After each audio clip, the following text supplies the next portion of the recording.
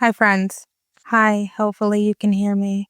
I already had makeup on because I was planning on recording something else. And then somebody texted me this Halle DDG thing. I'm trying to be a reasonable auntie, you know what I mean? And I'm trying to locate the crux of my parasocial frustrations. So I've located the crux of my parasocial frustrations is that this really did not have to happen. It just feels so avoidable because it was so avoidable. Have y'all started reading Matriarch by Tina Knowles? I have. And you know what? Let me just tell you, Miss Tina has lived a life. Miss Tina has some stories. We're exiting Girls' Time. We're entering Destiny's Child in my reading. And there's just so much care and careful architecting and protecting that went into getting Girls' Time into Destiny's Child.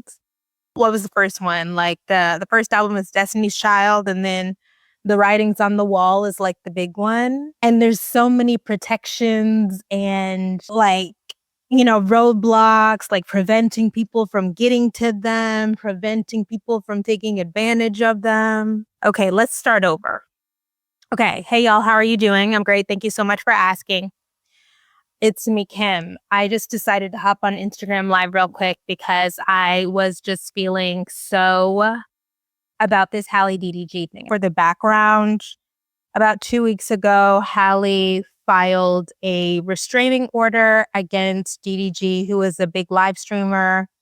In that petition or complaint, she alleged that he has physically abused her and provided photographic evidence. A chipped tooth and scratches on an arm, I believe, was in that package. Allegations of him letting himself into her home, taking pictures of her bed, accusing her of sleeping with other people, popping up unannounced, unexpected. And today, DDG has filed an emergency petition in LA trying to prevent Halle from taking their child to Italy, I believe, for a couple of months. He also alleges physical abuse. He includes screenshots of text messages. Those text messages are pretty scary. People are using that stuff to be like, oh yeah, we knew she was crazy. That's a person in distress. And also, that's a person who just had a baby in distress. You know how I feel? I genuinely feel like people who put pregnant or postpartum women through it deserve the death penalty. That is a very strongly held belief. If you are stressing out a woman who is pregnant or who just had a baby to the point where they are, trigger warning, self-harm, where they feel like they have to scream at you.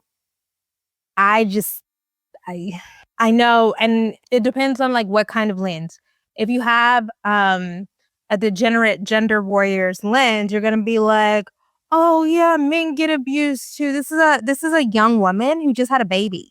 23, 24-year-old woman who just had a baby. And the mama getting in on it. What did I saw in there? Images of AirTag, where the allegation was she put the AirTags in the baby's baby bag to track him. I'm going to be honest with you. You want me to be mad at that? I am not. If I think that you're an irresponsible, I am not mad at that. You want me to be mad? I'm not mad at that. Because where are you taking my baby? Where are you taking my baby? Oh, and by the way, I am really strictly on I am anti I told you so. I just don't think that that's useful or helpful at all. I don't know. The texts that he submitted were, back and forth. What did I see? Sorry, I had to download this stuff just in case. I'm not going to repeat them. I'm just trying to get the feel of them, Ugh, yikes. This is not funny, but you put your penis inside of her in Mexico. It's not funny. It's not funny. It is just a funny thing to text somebody. It's not funny because I've been cheated on. And it's not because I know and I just can't even. But also, it's a little funny to say you put your penis inside of her. It's not. So what I was talking about is I have been reading Matriarch by Tina Knowles. And the core of my parasocial frustration with the Halle DDG thing is that all of this is so preventable. It's a train wreck that anybody could have seen coming. I mean, literally anybody. But that's not to say I told you so. But that is to say that I think that young women in particular need so much support and so much protection and help and guidance. And there's something that happened around that time when Chloe and Halle decided that they didn't want their parents involved anymore, where things really went off the rails. And I think it is totally fair or whatever for them to say, like, we want a different direction. But it's really clear that whoever replaced the managers, the assistants, the agents or whatever, I just don't think that it is out of stone. And so all of this connects to how careful and actually appreciate Tina Knowles' honesty about how aggressive that they had to be in making sure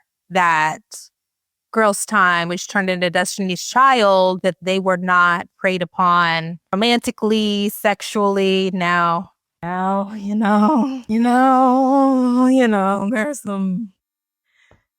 some Jay-Z stuff, I don't know, it's whatever. But at the very least, their public image, their professional reputations, the trajectory of their careers wasn't offset. We need community who keep us accountable and who have the maturity and wisdom to guide us at every age, especially as Black women. We need protection, like such aggressive protection. And I said this years ago, and I just said I think I said this in regard to Chloe and Halle, like we need bring back the momagers, bring back the dadagers. There's no guarantees, but it does seem like those girls have been out there just kind of, I guess I will say floundering. I'll be honest and say floundering. I think Chloe and Halle are by far two of the most talented people of their generation. And I think that they have been really harmed. Like irreparable harm has been done to their careers and their public images because I just don't think that they have the right representation and the right guidance. That's how I feel. We're not sugarcoating it in the Trump era. We're just going to say it like it is. That's how I feel. I think it is a colossal waste, needless waste, so unnecessary. Trauma, reputational harm, professional harm, distraction. I think great people need a lot of support in order to achieve their greatness. I think their godmother replaced their parents. I know that their godmother replaced parents for Chloe. Godmother ain't getting it done. I'm trying to be careful, but I just have to be honest. Godmom ain't getting it done. It ain't. Godmom ain't getting it done. Because we have this situation. We have Chloe out there with Burna Boy. And the Burna Boy thing with Chloe would have been totally fine if it felt like everybody was keeping it light. And it feels like, Burna Boy kept it real light, real casual. It didn't always seem like Chloe was keeping it light and casual. What's going on? Right? Summer Lovin' had me a blast. I love that. I support it. Keep it casual. Keep it casual. What's going on? What is going on? Anyways, that's all I'm saying. That's all I'm saying, right? Like having a baby by your first serious boyfriend, like, oh my God. Reproductive justice, to quote Loretta Ross, reproductive justice is about empowering women to have all of the children they want and none of the babies that they don't. But also like arming people with the tools to make good choices.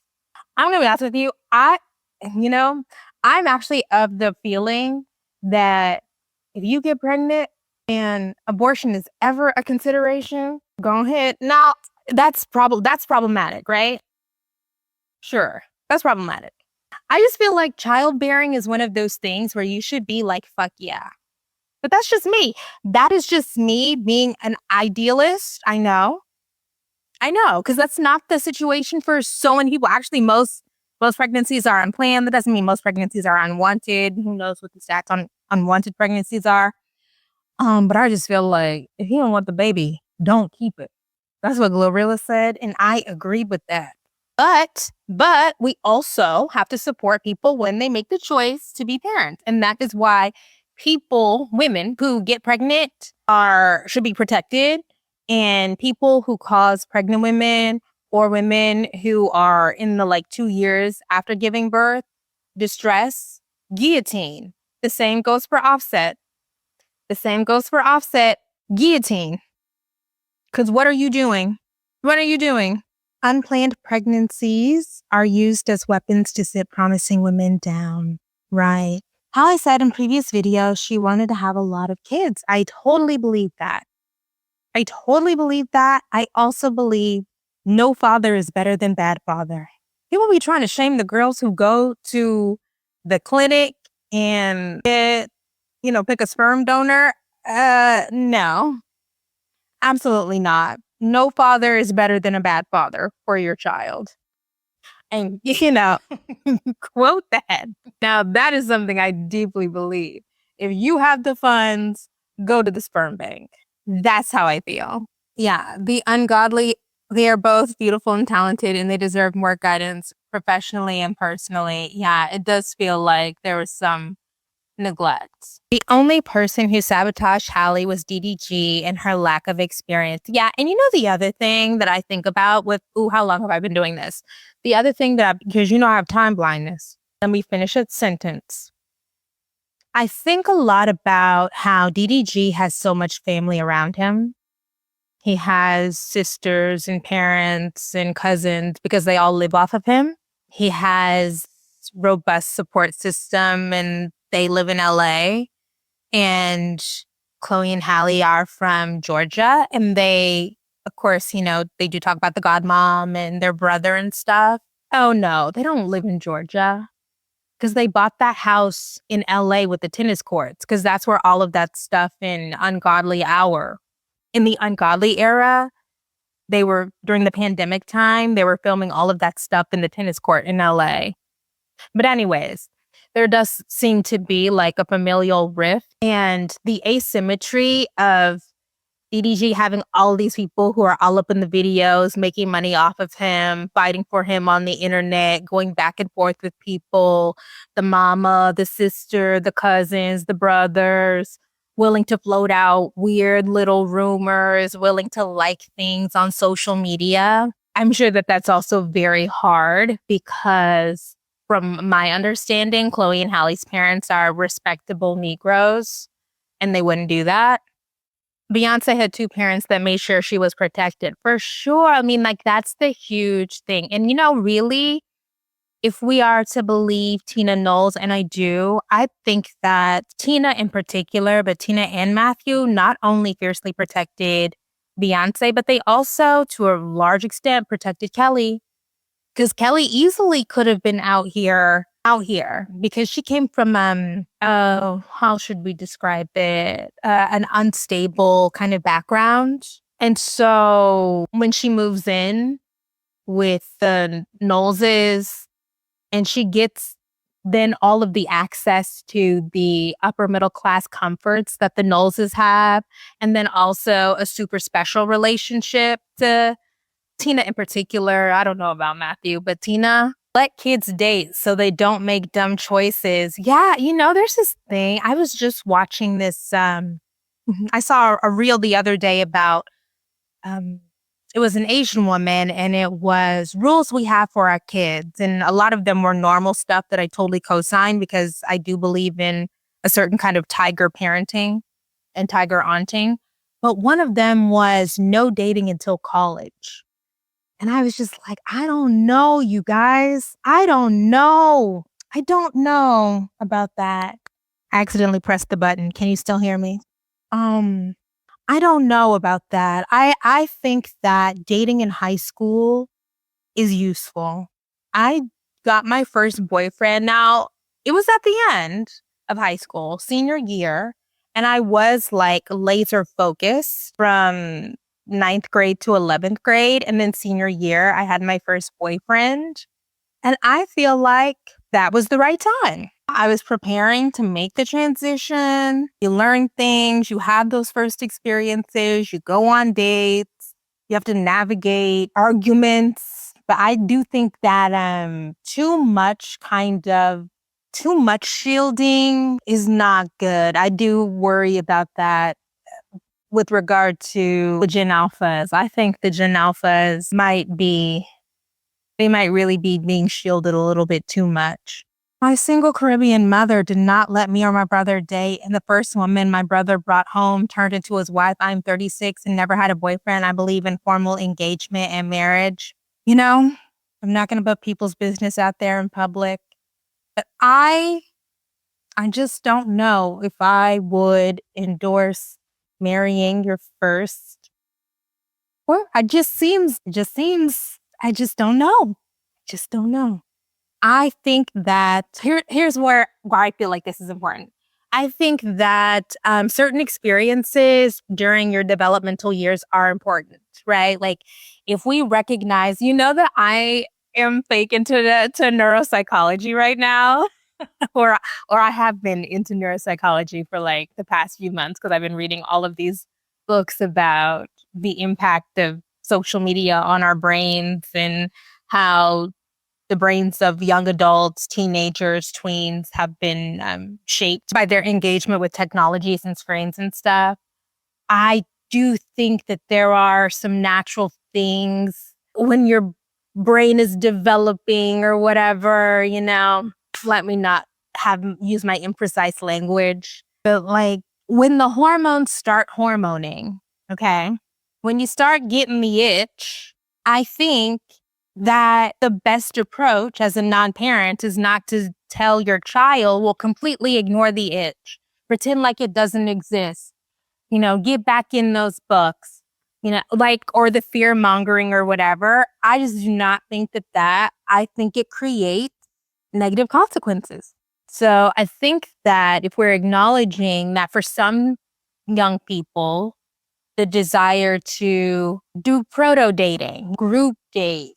Back in my day, you used to meet your fake little boo at the mall. It's like this group of boys is going to meet up with this group of girls. That's what it is. Or, okay, we'll meet you at the volleyball court. And it's like natural and normal. And we know from the data, because millennials are the generation that changed this, that does not lead to babies. That does not necessarily lead to babies. Millennials my age, we dated. We did not get pregnant. We dated. We hung out with our friends. We didn't get pregnant. We went to college. And now we're in our 30s still with no kids. And that has its own problems. It does. I've already talked about, I know a lot of people doing IVF. Like a weird number. So that has created, on the back end, it creates some problems. But if we're, really worried about, we have to protect the kids and shield them and they can't go on dates and boys are a distraction and it doesn't have to be like that. Yeah. Anyway, everybody do what works for you. But I just think that now we're at a point where they're like trying to push the Gen Alphas and the Gen Z, like, yeah, please date, like, please go out, like, please meet your friends. I don't know, people go to the mall or to the movies or whatever. Don't be inside all day. Don't be inside all day. Don't be playing video games all day. Don't be on the screens all day. I'm trying to see if I missed anything. Oh, from the petition that Halle filed, the restraining order, she claims DDG live streams lies about her weaponizing his fan base. Oh yeah, that's the other thing. That is the other thing, right? Like, that's a part of the asymmetry of when DDG, because he monetizes his public persona and all of those people around him make money from monetizing the public persona. They are incentivized to take everything to the public, to air out the grievances. They get compensated from that, like literally financial compensation but there are also social rewards, feedback, or whatever. Halle has a different kind of career.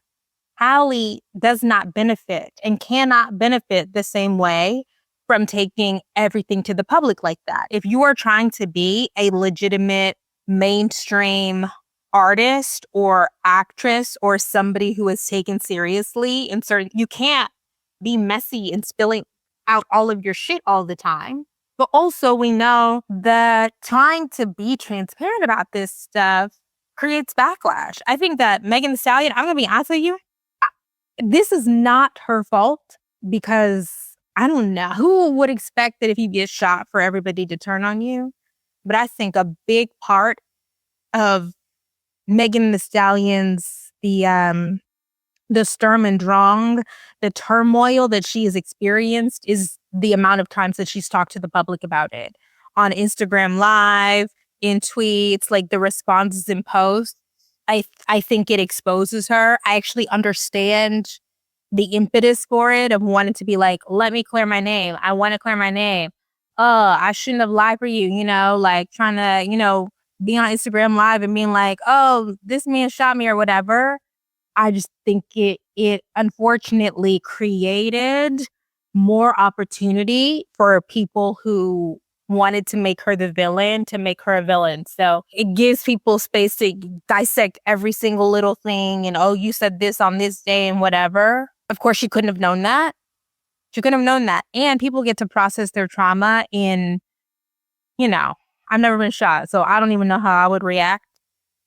But, if we are taking what we've learned, seen other people do and trying to take those lessons, bringing everything to social media, and literally, unless you're an influencer, it's not ideal. She knew who DDG and his profession as a YouTuber before they had the baby. Yes, but this is the young woman. I don't know. How old was she when she was like, I don't know, 21 when they started dating, 20 when they started dating, 23 when she had a baby. Yeah, like she knew for sure. But like, look, I'm 36. I feel really good. I trust myself to make the decisions like 90% of the time, but there's still that 10% of the time. Like sometimes Avi is confused. So I genuinely don't expect people in their early 20s to have everything figured out. I just don't think that that's a fair expectation to expect people in their early 20s to always make the best choice. I really wish you would have made a different choice. Really, truly. But I have no problem giving grace to people. Yeah, I did see Megan's presentation or her legal team's presentation about why Tory Lanez is definitely guilty. And I think that that was really smart. I think that clearly she has a good team and legal team around her who understand virality and how to transmit messages. I actually downloaded the presentation because it was well put together. However, it is said that it's been years. It's been years since this happened and still having to offer the same explanation. Like there was a whole trial, there's been write-ups, she has the documentary, and still giving the same explanation for what happened is just really wild. It's really wild, but you know what? We are on the internet with idiots. I'm about to wrap this up at 4. We are on the internet with legitimately stupid people. And I think that we just have to, I know somebody said that's ableist. Okay, yeah, you're correct. We are on the internet with people who do not have the ability to parse and process information. How much time are you going to spend going back and forth with people who do not have the ability to parse and process information? We're talking about Halle Bailey and other things. Oh yeah, I also saw that Sky Jackson thing. Now look, I try to be really gracious. I think I streamed about this. I know I streamed about this last year of like, oh, what is the use of judging? There really is no use in like being so offering such harsh judgments or recrimination like after these people are super, super pregnant. But I say all the time, one of my mom's famous sayings is, you don't want to have to make every mistake. So I do hope that the young girlies, sometimes other people go through things and they don't go through it explicitly to teach us, but there are things that we can learn from other people's experiences. And One of them is y'all got to bring back condoms. You've got to bring back birth control. I know that there's a lot of fear mongering about birth control. Bring back Plan B. Bring back IUDs because this is not, stay in line. Stay in line. Yeah, Marseille. I feel like Marseille is one who has active, involved parents, good parents, and she looks so good. I saw some picture of her in some photo shoot. I said, oh my God, this girl is stunning. She's stunning. Stay in line. Yeah. Also, we can say stay in line and like try to make good choices without doing the shaming thing. One of my peeves, pet peeves is the weird reactionary invocation of baby mama culture that has really taken hold among Gen Z. You guys, I think that shit is so weird. Now, we don't want y'all to have babies with bums. I would prefer you not to do that, okay? When Normani got engaged, and one of the first things people say is, oh, thank God, she's not going to be a baby mama. Like when Zendaya gets engaged and people are like, oh, look at Zendaya for doing it the right way, the ring before the baby. Y'all are weird. Y'all are being so fucking weird about that. It is so weird. Like, what happened to congratulations? Why, does somebody else celebrating a positive moment mean that you have to take that positive moment and then redirect the energy to jab at baby mamas? It's just really weird. I just find that to be very distasteful. It's everywhere. I see that all the time. If you don't want to have a baby, don't. I can't understand why they want to have babies so young. They're beautiful, talented, successful, enjoy life first. Again, we want to support people who, it is not my place to tell you when is the right time to have a baby, okay? I just want to preface this. However, maybe I can't say when it's the right time, but I am comfortable saying who is the right and wrong person, okay? If you want to be a young mother, okay, don't pick a bum. Do not pick an emotionally unstable bum. I don't know if we need to have more rigorous vetting processes or I'm not sure. And that's the other thing. I haven't gotten to this part in the book yet in Matriarch, but I did get a little preview of it. That's a big thing with Solange, right? The Knowles team, the Knowles clan, descended on Solange, maybe in a way that she didn't like and is resentful of, but they were like, okay, you're going to choose to have this baby. That's fine. But we're just going to institute some structures in here. I see relationships like pancakes. You always throw the first couple.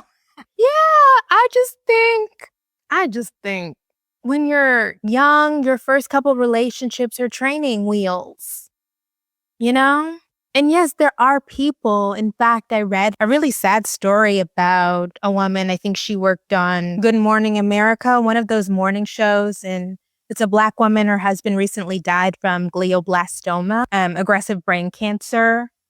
And they met his freshman year of college, and they were together for 20-something years until he died. Okay. Sometimes it works. Sometimes. But it's okay if it doesn't. You don't have to force it. It's okay.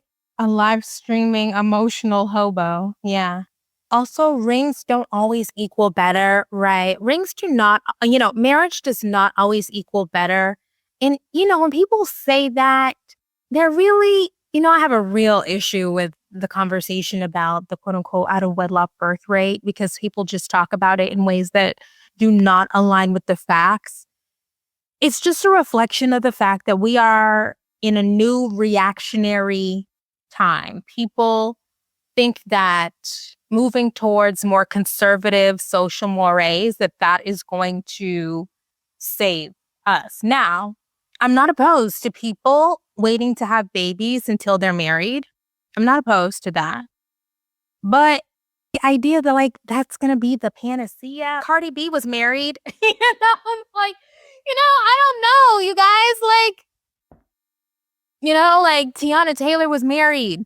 That's not to say like don't get married, whatever. I'm just saying like we just have to have a full understanding of everything that's going on. But also, celebrities do not represent the whole, right? Like rich people do not represent the experiences of the average person. If you are an average person, chances are you probably need the second income. Chances are you probably need a little bit of security. Okay, you probably need some legal ties, some legal protections.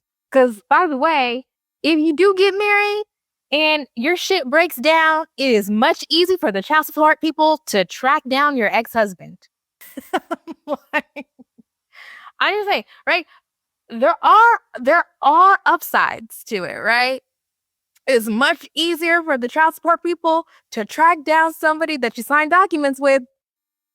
Much easier to garnish, but still not a panacea. Okay, it's time for me to move on. Anything else? I think she's dating a professional driver. Oh yeah, I did see that Marseille is dating one of those car people. He even live streamed his reaction to the restraining order. That's so yuck.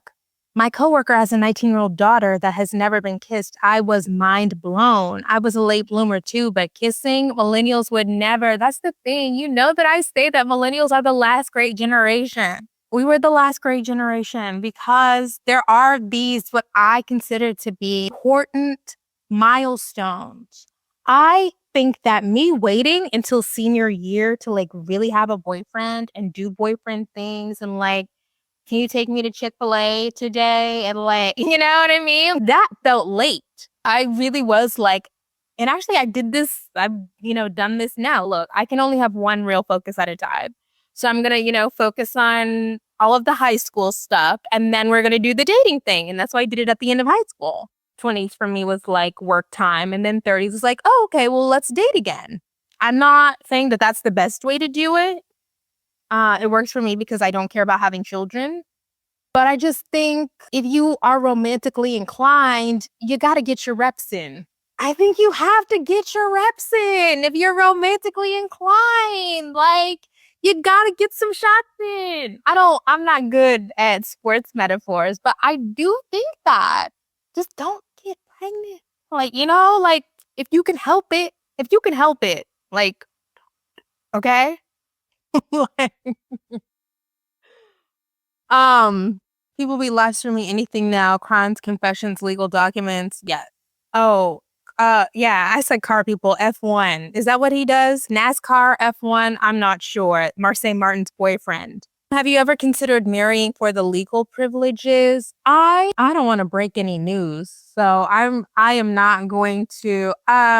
If I'd considered marrying for things other than being a wife, for sure. Yes. There's legal privileges. I've said this before, but I do feel the need to reiterate it. Polite society also judges unmarried men. We get so caught up in like the social media conversation of this, of like, oh, women, like you're over the hill. What do the gender warriors call it? What do they call it when they say a woman is too old or whatever?